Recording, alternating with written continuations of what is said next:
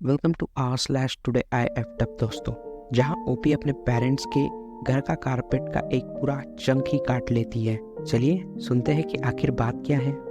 ठीक है, तो आज मैं एक प्रोजेक्ट के लिए पेंटिंग का काम कर रही हूँ और जब मैं फर्श पर काम कर रही हूँ तो मेरे पास एक डाई और एक पेंट का कैन है। जैसे ही मैं कुछ लेने के लिए उठ रही थी, मैंने पेंट के डब्बे को गलती से गिरा दिया और उसे अपने कमरे के इस कोने में दरवाजे के बगल में गिरा दिया।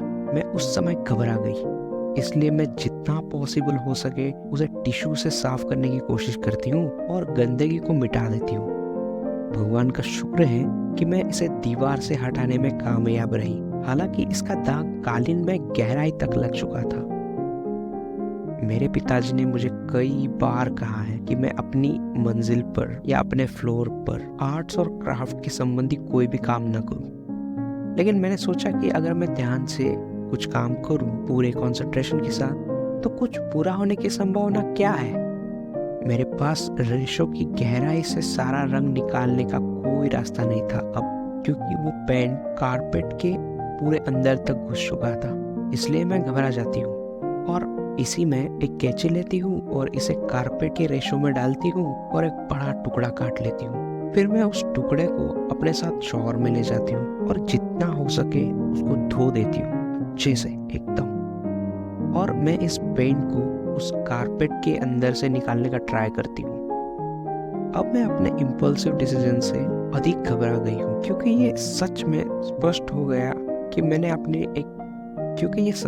स्पष्ट दिख रहा है कि मैंने अपने कालीन का एक टुकड़ा निकाला, उसे सुखाने के लिए बाहर डाला और फिर उसे वापस लाकर वहीं पे रख दिया, क्योंकि वो ऑब्वियस होगा कि मैंने वो काट ही ऐसे दिया था कि उसे ज्वाइन करना अब मेरे लिए बहुत मुश्किल लग रहा है।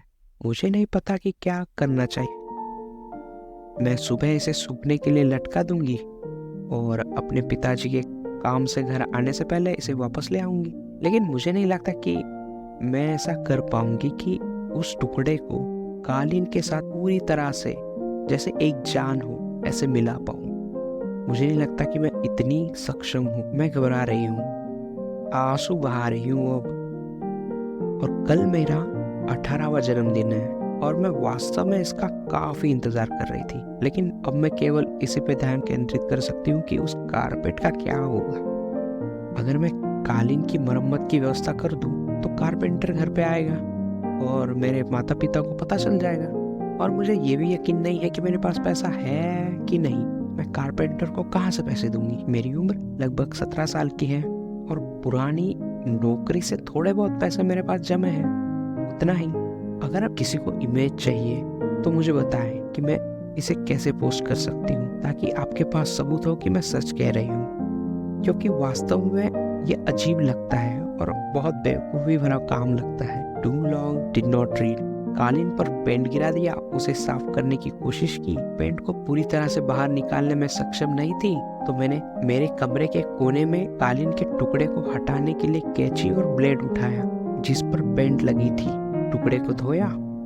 मैं इसके सूखने का इंतजार कर रही हूँ और मुझे नहीं लगता कि ये मेरे बाकी कालीन के साथ मिल जाएगा। ओपी, वाह, जस्ट वाह। जब कारपेट से पेंट को धुल के निकाला जा सकता था तो काटा क्यों?